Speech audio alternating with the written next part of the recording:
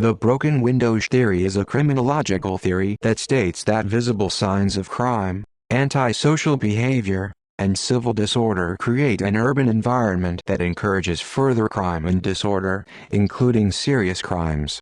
The theory suggests that policing methods that target minor crimes, such as vandalism, loitering, public drinking, jaywalking and fare evasion, help to create an atmosphere of order and lawfulness. The theory was introduced in a 1982 article by social scientists James Q. Wilson and George L. Kelling.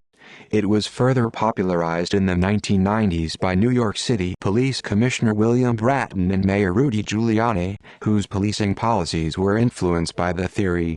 The theory became subject to great debate both within the social sciences and the public sphere. Broken windows policing has become associated with controversial police practices, such as the high use of stop and frisk in New York City in the decade up to 2013. In response, Bratton and Kelling have written that broken windows policing should not be treated as zero tolerance or zealotry, but as a method that requires careful training, guidelines, and supervision and a positive relationship with communities, thus linking it to community policing. Article in Crime Prevention. James Q. Wilson and George L. Kelling first introduced the broken windows theory in an article titled Broken Windows in the March 1982 issue of The Atlantic Monthly. Social psychologists and police officers tend to agree that if a window in a building is broken and is left unrepaired, all the rest of the windows will soon be broken. This is as true in nice neighborhoods as in rundown ones. Window breaking does not necessarily occur on a large scale because some areas are inhabited by determined window breakers whereas others are populated by window lovers. Rather, one unrepaired broken window is a signal that no one cares, and so breaking more windows costs nothing. It has always been fun. The article received a great deal of attention and was very widely cited.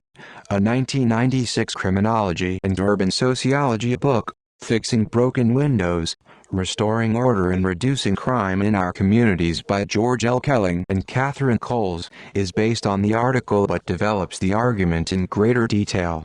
It discusses the theory in relation to crime and strategies to contain or eliminate crime from urban neighborhoods. A successful strategy for preventing vandalism, according to the book's authors, is to address the problems when they are small.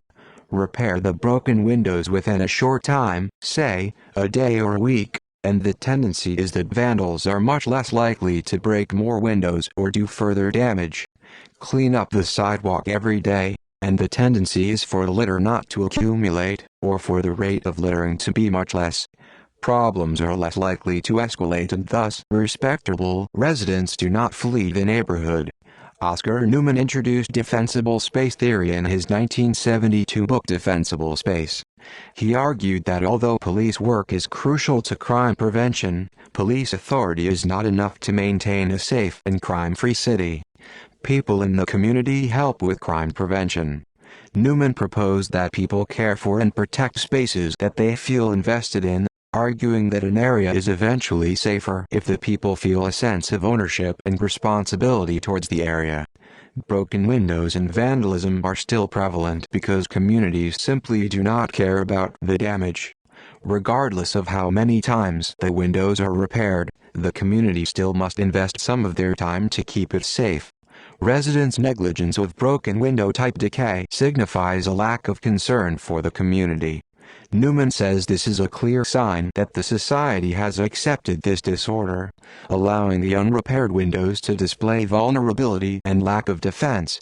Malcolm Gladwell also relates this theory to the reality of New York City in his book, The Tipping Point. Thus, the theory makes a few major claims: that improving the quality of the neighborhood environment reduces petty crime, antisocial behavior, and low-level disorder, and that major crime is also prevented as a result.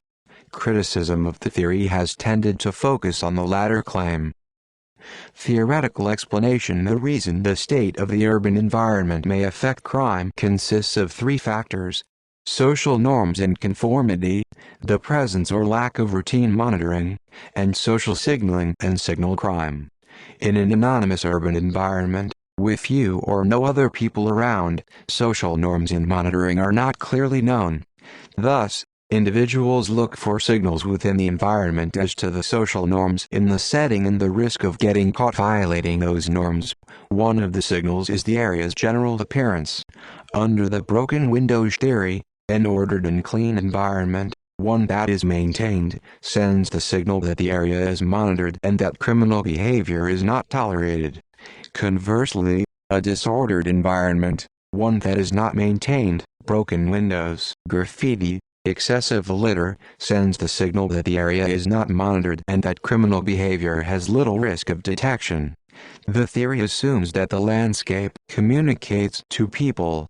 A broken window transmits to criminals the message that a community displays a lack of informal social control and so is unable or unwilling to defend itself against a criminal invasion.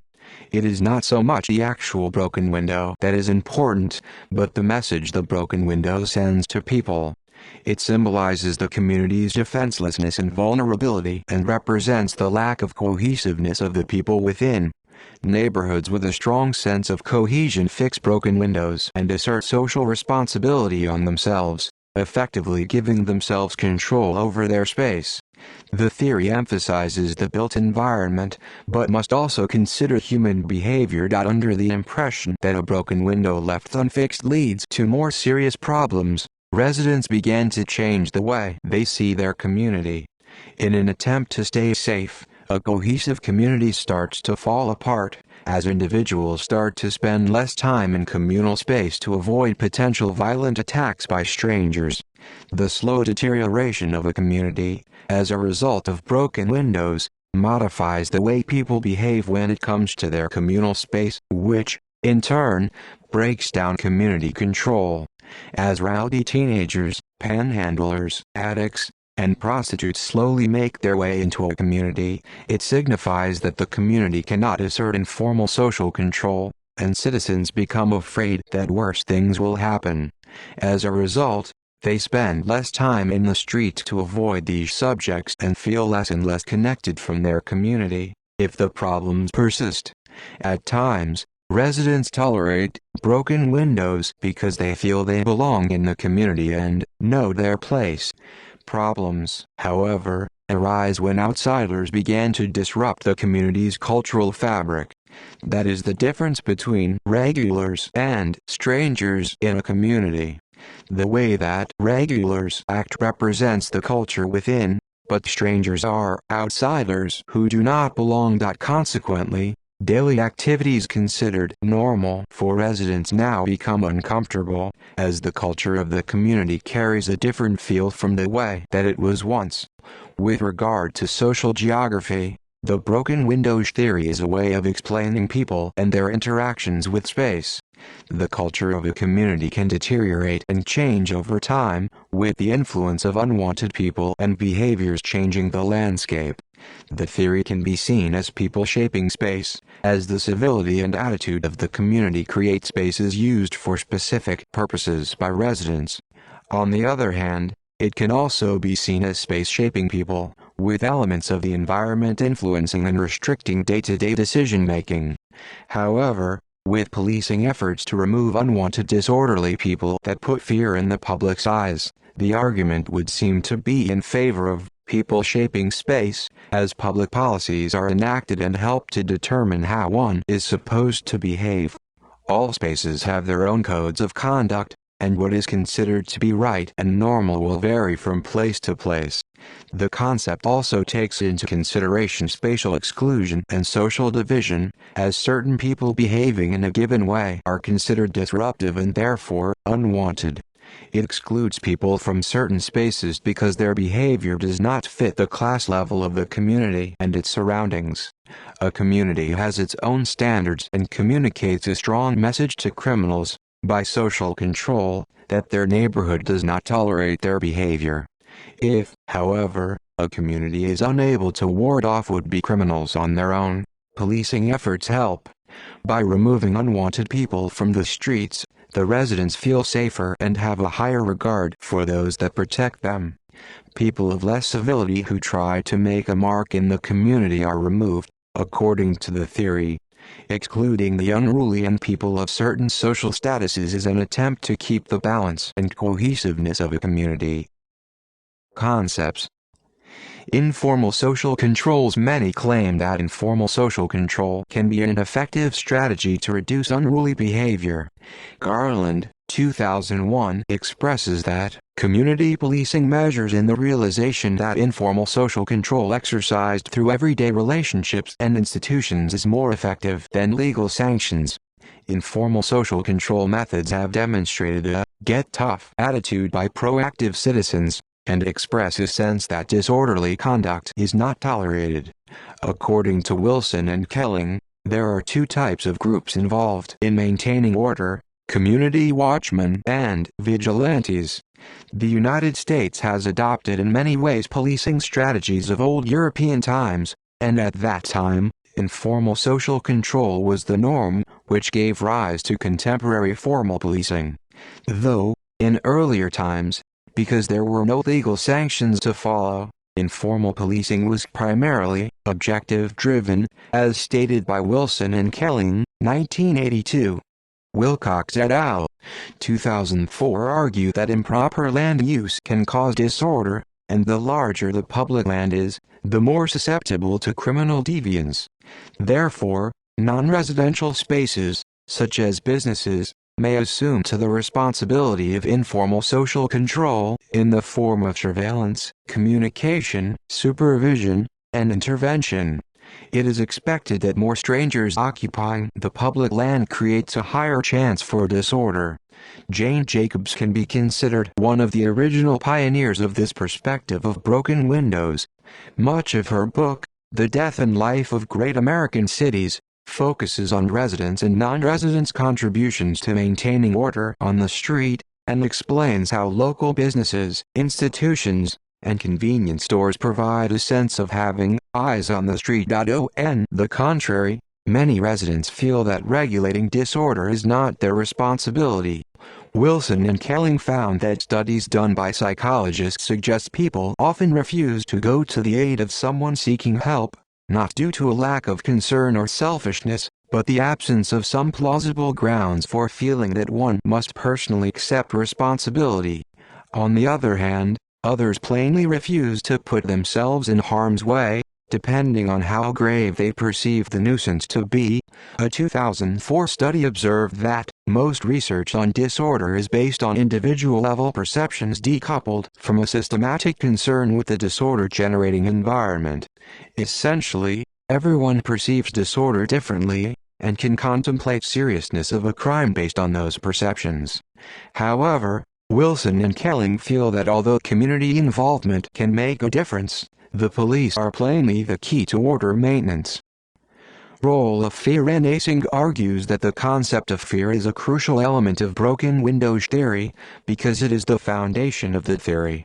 She also adds that public disorder is unequivocally constructed as problematic because it is a source of fear. Fear is elevated as perception of disorder rises, creating a social pattern that tears the social fabric of a community, and leaves the residents feeling hopeless and disconnected. Wilson and Kelling hint at the idea, but do not focus on its central importance. They indicate that fear was a product of incivility, not crime, and that people avoid one another in response to fear, weakening controls. Hinkle and Weisberg found that police interventions to combat minor offenses, as per the broken windows model, significantly increased the probability of feeling unsafe, suggesting that such interventions might offset any benefits of broken windows policing in terms of fear reduction. Difference with zero tolerance. Broken windows policing is sometimes described as a zero tolerance policing style, including in some academic studies. However, several key proponents, such as Bratton and Kelling, argue that there is a key difference. In 2014, they outlined the difference between broken windows policing and zero tolerance. Critics use the term zero tolerance in a pejorative sense to suggest that broken windows policing is a form of zealotry, the imposition of rigid, moralistic standards of behavior on diverse populations. It is not. Broken windows is a highly discretionary police activity that requires careful training, guidelines, and supervision, as well as an ongoing dialogue with neighborhoods and communities to ensure that it is properly conducted. Bratton and Kelling advocate that authorities should be effective at catching minor offenders while also giving them lenient punishment. Citing fare evasion as an example, they argue that the police should attempt to catch fare evaders, and that the vast majority should be summoned to court rather than arrested and given a punishment other than jail. The goal is to deter minor offenders from committing more serious crimes in the future and reduce the prison population in the long run. Critical developments in an earlier publication of The Atlantic released March 1982, Wilson wrote an article indicating that police efforts had gradually shifted from maintaining order to fighting crime. This indicated that order maintenance was something of the past, and soon it would seem as it has been put on the back burner. The shift was attributed to the rise of the social urban riots of the 1960s, and social scientists began to explore carefully the order maintenance function of the police, and to suggest ways of improving it, not to make streets safer, its original function, but to reduce the incidence of mass violence. Other criminologists argue between similar disconnections. For example, Garland argues that throughout the early and mid-20th century, police in American cities strived to keep away from the neighborhoods under their jurisdiction. This is a possible indicator of the out-of-control social riots that were prevalent at that time. Still, many would agree that reducing crime and violence begins with maintaining social control. Order. Jane Jacobs' The Death and Life of Great American Cities is discussed in detail by René Singh, and its importance to the early workings of broken windows, and claims that Kelling's original interest in minor offenses and disorderly behavior in conditions was inspired by Jacobs' work. Ranazing concludes that Jacobs' approach toward social disorganization was centralized on the streets and their sidewalks, the main public places of a city, and that they are its most vital organs, because they provide the principal visual scenes. Wilson and Kelling, as well as Jacobs, argue on the concept of civility, or the lack thereof, and how it creates lasting distortions between crime and disorder. Ranazing explains that the common framework of both set of authors is to narrate the problem facing urban public places. Jacobs, according to Ranazing, maintains that civility functions as a means of informal social control, subject little to institutionalized norms and processes, such as the law, but rather maintained through an intricate, almost unconscious, network of voluntary controls and standards among people, and enforced by the people themselves. Case studies. Precursor experiments. Before the introduction of this theory by Wilson and Kelling, Philip Zimbardo, a Stanford psychologist, arranged an experiment testing the broken window theory in 1969. Zimbardo arranged for an automobile with no license plates and the hood up to be parked idle in a Bronx neighborhood, and a second automobile, in the same condition, to be set up in Palo Alto, California. The car in the Bronx was attacked within minutes of its abandonment. Zimbardo noted that the first vandals to arrive were a family, a father, mother, and a young son, who removed the radiator and battery. Within 24 hours of its abandonment, everything of value had been stripped from the vehicle. After that, the car's windows were smashed in, parts torn, upholstery ripped, and children were using the car as a playground. At the same time, the vehicle sitting idle in Palo Alto sat untouched for more than a week until Zimbardo himself went up to the vehicle and deliberately smashed it with a sledgehammer. Soon after, people joined in for the destruction. Zimbardo observed that a majority of the adult vandals in both cases were primarily well-dressed, Caucasian, clean-cut and seemingly respectable individuals. It is believed that, in a neighborhood such as the Bronx, where the history of abandoned property and theft are more prevalent, vandalism occurs much more quickly, as the community generally seems apathetic. Similar events can occur in any civilized community when communal barriers, the sense of mutual regard and obligations of civility, are lowered by actions that suggest apathy. New York City. In 1985, the New York City Transit Authority hired George L. Kelling, the author of Broken Windows, as a consultant. Kelling was later hired as a consultant to the Boston and the Los Angeles police departments. One of Kelling's adherents, David L. Gunn, implemented policies and procedures based on the broken windows theory during his tenure as president of the New York City Transit Authority. One of his major efforts was to lead a campaign from 1984 to 1990 to rid graffiti from New York's subway system. In 1990, William J. Bratton became head of the New York City Transit Police. Bratton was influenced by Kelling, describing him as his intellectual mentor. In his role, he implemented a tougher stance on fare evasion, faster arrestee processing methods, and background checks on all those arrested. After being elected mayor of New York City in 1993, as a Republican, Rudy Giuliani hired Bratton as his police commissioner to implement similar policies and practices throughout the city. Giuliani heavily subscribed to Kelling and Wilson's theories. Such policies emphasized addressing crimes that negatively affect quality of life. In particular, Bratton directed the police to more strictly enforce laws against subway fare evasion, public drinking, public urination, and graffiti. Bratton also revived the New York City cabaret law, a previously dormant Prohibition-era ban on dancing in unlicensed establishments. Throughout the late 1990s, NYPD shut down many of the city's acclaimed night spots for illegal dancing. According to a 2001 study of crime trends in New York City by Kelling and William Sousa, rates of both petty and serious crime fell significantly after the aforementioned policies were implemented. Furthermore, crime continued to decline for the following 10 years. Such declines suggested that policies based on the broken windows theory were effective. However, other studies do not find a cause and effect relationship between the adoption of such policies and decreases in crime. The decrease may have been part of a broader trend across the United States. Other cities also experienced less crime, even though they had different police policies. Other factors, such as the 39% drop in New York City's unemployment rate, could also explain the decrease reported by Kelling and Sousa. A 2017 study found that when the New York Police Department, NYPD, stopped aggressively enforcing minor legal statutes in late 2014 and early 2015, that civilian complaints of three major crimes, burglary, felony assault, and grand larceny, decreased slightly, with large error bars during and shortly after sharp reductions in proactive policing.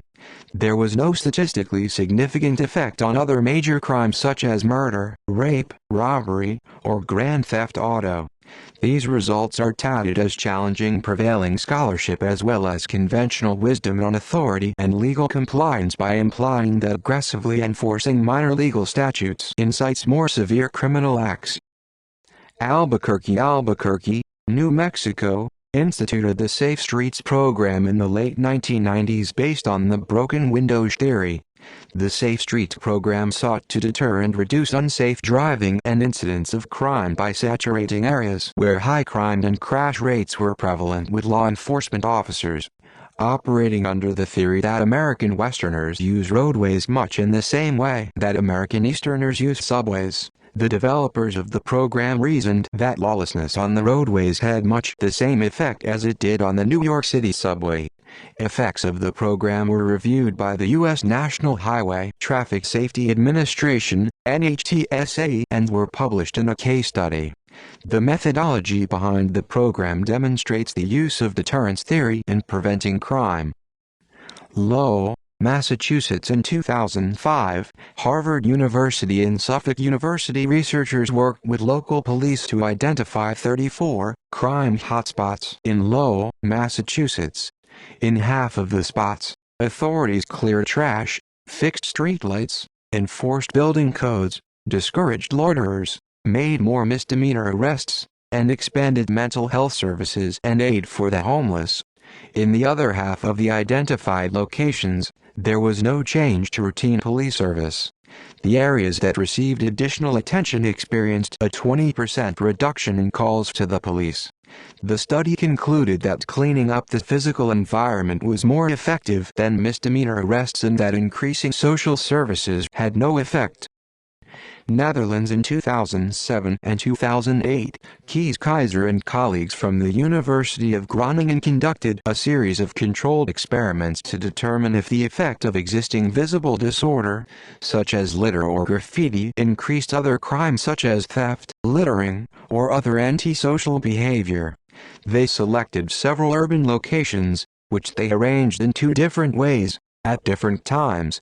In each experiment, there was a disorder condition in which violations of social norms as prescribed by signage or national custom, such as graffiti and littering, were clearly visible, as well as a control condition where no violations of norms had taken place. The researchers then secretly monitored the locations to observe if people behaved differently when the environment was disordered. Their observations supported the theory. The conclusion was published in the journal Science. One example of disorder, like graffiti or littering, can indeed encourage another, like stealing. Other effects. Real estate. Other side effects of better monitoring and cleaned up streets may well be desired by governments or housing agencies and the population of a neighborhood. Broken windows can count as an indicator of low real estate value and may deter investors. It is recommended that real estate consider adopting the broken windows theory, because if they monitor the amount of minor transgressions in a specific area, they are most likely to experience a reduction in major transgressions as well. This may actually increase or decrease value in a house or apartment, depending on the area. Fixing windows is therefore also a step of real estate development, which may lead, whether it is desired or not, to gentrification. By reducing the amount of broken windows in the community, the inner cities would appear to be attractive to consumers with more capital. Ridding spaces like downtown New York and Chicago, notably notorious for criminal activity, of danger would draw in investment from consumers, increasing the city's economic status, providing a safe and pleasant image for present and future inhabitants. Education and education. The broken windows theory is used to promote order in classrooms and school cultures. The belief is that students are signaled by disorder or rule breaking and that they in turn imitate the disorder. Several school movements encourage strict paternalistic practices to enforce student discipline. Such practices include language codes, governing slang, curse words, or speaking out of turn, classroom etiquette, sitting up straight, tracking the speaker, personal dress, uniforms, little or no jewelry, and behavioral codes, walking in lines, specified bathroom times. From 2004 to 2006, Stephen B. Plank and colleagues from Johns Hopkins University conducted a correlational study to determine the degree to which the physical appearance of the school and classroom setting influenced student behavior, particularly in respect to the variables concerned in their study: fear, social disorder, and collective efficacy. They collected survey data administered to 6th-8th students by 33 public schools in a large mid-Atlantic city. From analyses of the survey data, the researchers determined that the variables in their study are statistically significant to the physical conditions of the school and classroom setting. The conclusion, published in the American Journal of Education, was: the findings of the current study suggest that educators and researchers should be vigilant about factors that influence student perceptions of climate and safety. Fixing broken windows and attending to the physical appearance of a school cannot alone guarantee productive teaching and learning, but ignoring them likely greatly increases the chances of a troubling downward spiral. Statistical evidence. A 2015 meta-analysis of broken windows policing implementations found that disorder policing strategies, such as hotspots policing or problem-oriented policing, result in consistent crime reduction effects across a variety of violent, property, drug, and disorder outcome measures. However, The authors noted that aggressive order maintenance strategies that target individual disorderly behaviors do not generate significant crime reductions, pointing specifically to zero-tolerance policing models that target singular behaviors such as public intoxication and remove disorderly individuals from the street via arrest. The authors recommend that police develop community co-production policing strategies instead of merely committing to increasing misdemeanor arrests. Criticism. Other factors. Several studies have argued that many of the apparent successes of broken windows policing, such as New York City in the 1990s, were the result of other factors. They claim that the broken windows theory closely relates correlation with causality, a reasoning prone to fallacy. David Thatcher, assistant professor of public policy and urban planning at the University of Michigan, stated in a 2004 paper, "Social science has not been kind to the broken windows theory." A number of scholars reanalyzed the initial studies that appeared to support it. Others pressed forward with new, more sophisticated studies of the relationship between disorder and crime. The most prominent among them concluded that the relationship between disorder and serious crime is modest, and even that relationship is largely an artifact of more fundamental social forces.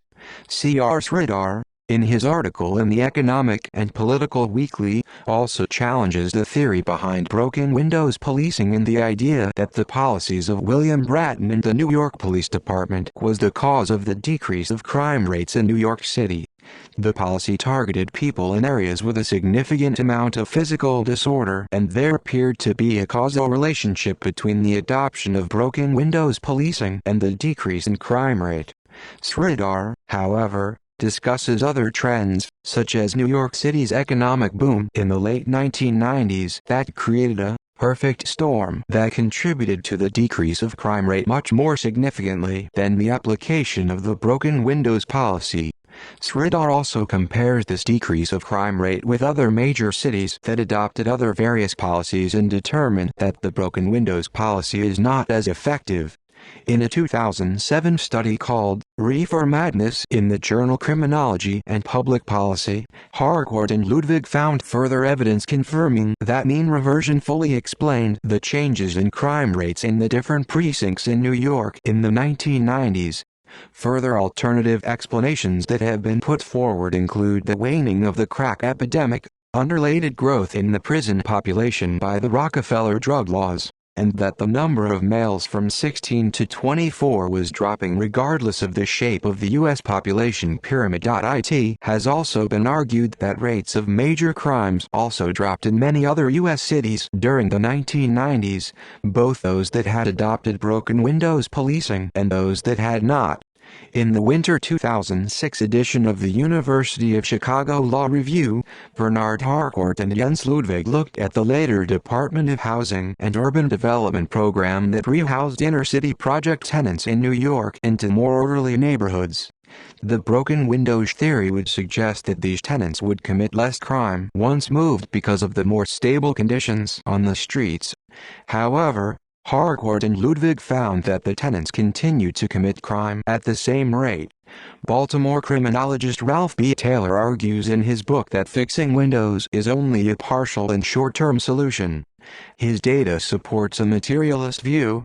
Changes in levels of physical decay, superficial social disorder, and racial composition do not lead to higher crime, but economic decline does.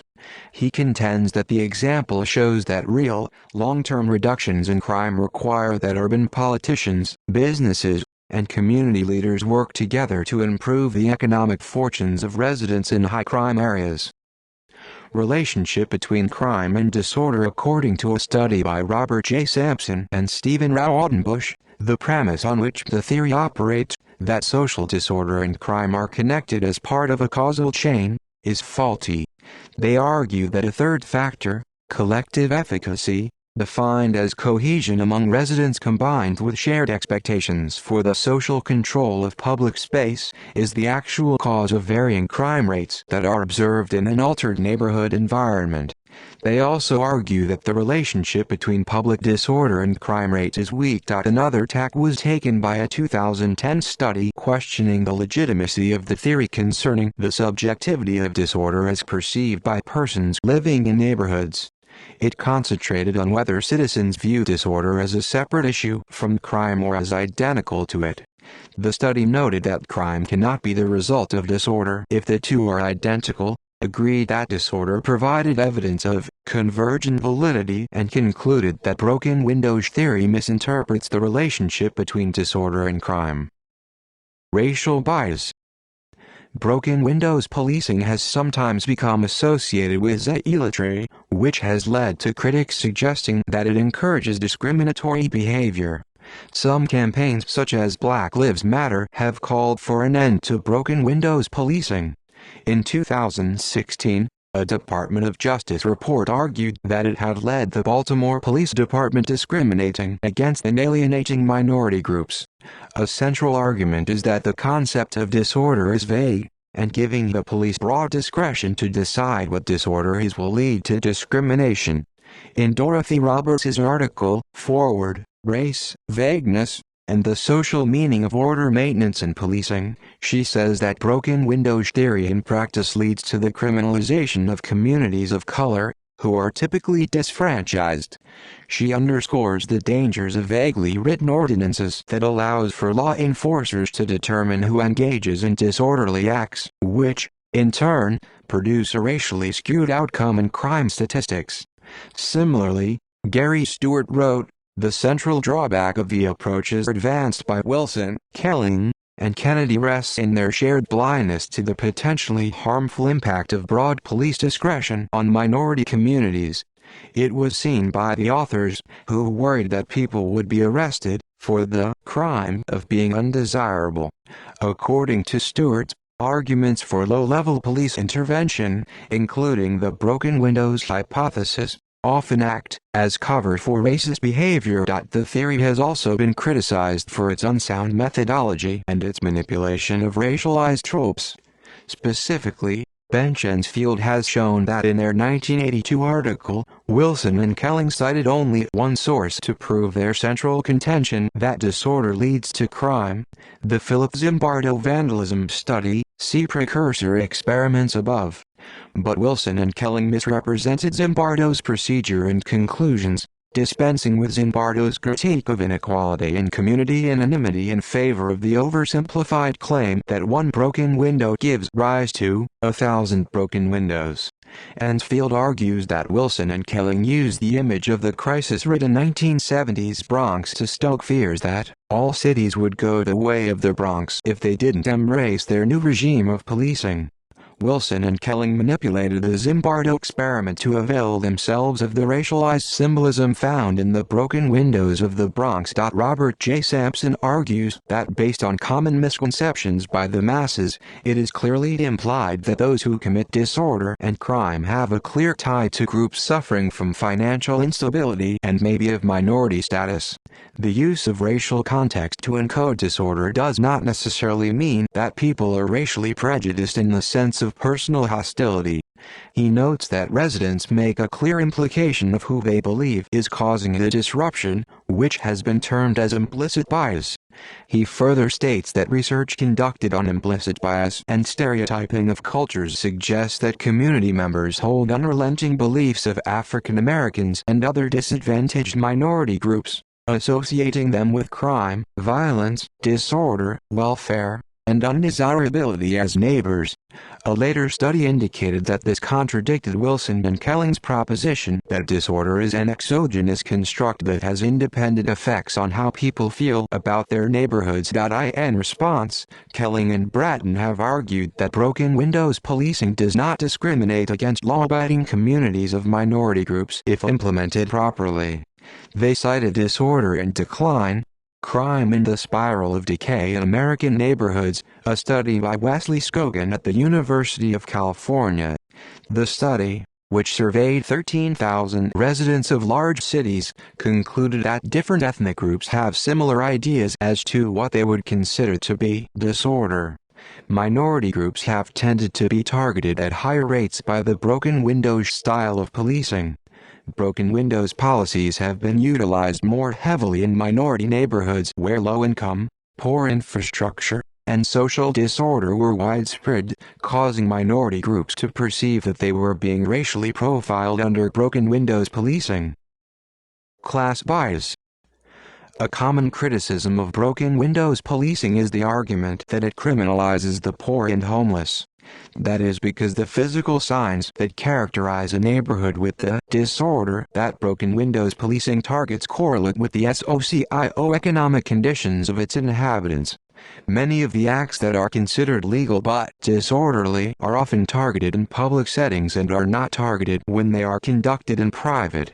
Therefore, those without access to a private space are often criminalized. Critics, such as Robert J. Sampson and Stephen Raudenbush of Harvard University, see the application of the broken windows theory in policing as a war against the poor, as opposed to a war against more serious crimes. Since minority groups in most cities are more likely to be poor than the rest of the population, a bias against the poor would be linked to a racial bias. According to Bruce D. Johnson, Andrew Golub, and James McCabe, the application of the broken windows theory in policing and policymaking can result in development projects that decrease physical disorder but promote undesired gentrification. Often, when a city is so improved in this way, the development of an area can cause the cost of living to rise higher than residents can afford, which forces low-income people out of the area. As the space changes, the middle and upper classes, often white, begin to move into the area, resulting in a gentrification of urban, poor areas. The local residents are affected negatively by such an application of the broken windows theory and end up evicted from their homes as if their presence indirectly contributed to the area's problem of physical disorder. Popular press in More Guns, Less Crime, University of Chicago Press, 2000. Economist John Lott, Jr. examined the use of the broken windows approach as well as community and problem-oriented policing programs in cities over 10,000 in population, over 2 decades. He found that the impacts of these policing policies were not very consistent across different types of crime. Lott's book has been subject to criticism, but other groups support Lott's conclusions. In the 2005 book for Economics, co-authors Stephen D. Levitt and Stephen J. Dubner confirm and question the notion that the broken windows theory was responsible for New York's drop in crime, saying, the pool of potential criminals had dramatically shrunk. Levitt had in the Quarterly Journal of Economics attributed that possibility to the legalization of abortion with Roe v.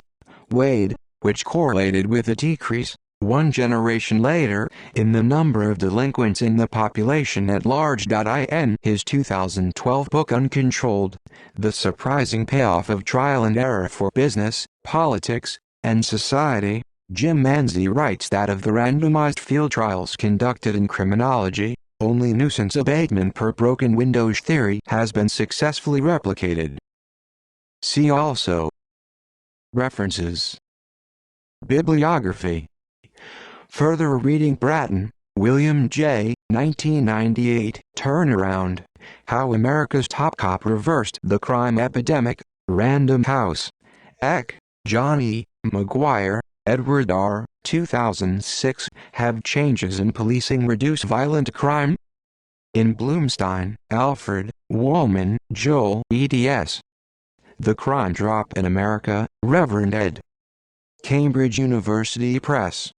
Gladwell, Malcolm, 2002, The Tipping Point, How Little Things Can Make a Big Difference, Back Bay, ISBN 978-0-316-34662-7. Silman, Eli B., 1999, NYPD Battles Crime, Innovative Strategies in Policing, Northeastern University Press. Scogan, Wesley G., 1990, Disorder and Decline, Crime and the Spiral of Decay in American Neighborhoods, University of California Press. External links, Is Broken Windows Policing Broken? Debate Club column. Legal Affairs. A review of the criticisms of the broken windows theory, shattering broken windows, an analysis of San Francisco's alternative crime policies. PDF article, Center on Juvenile and Criminal Justice, detailing crime reduction in San Francisco achieved via alternative crime policies. Community policing defined. PDF, U.S. Department of Justice, archived from the original PDF on November 26, 2018, an article explaining the philosophy and method of community policing.